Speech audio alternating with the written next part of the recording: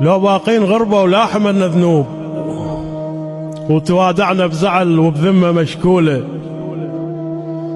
ما ادري ايش عفت بي الليل كله يصيح، ما ادري صياح فاقد ما ادري هالهولة.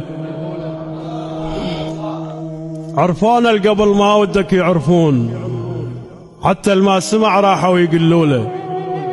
بس المشكلة هو البحر خداع ويغش السفن بالمرحلة الأولى. نزيف الدم سهل ينقطع بالتسكين، اللي ينزف ندم هذا شي يحطوا له.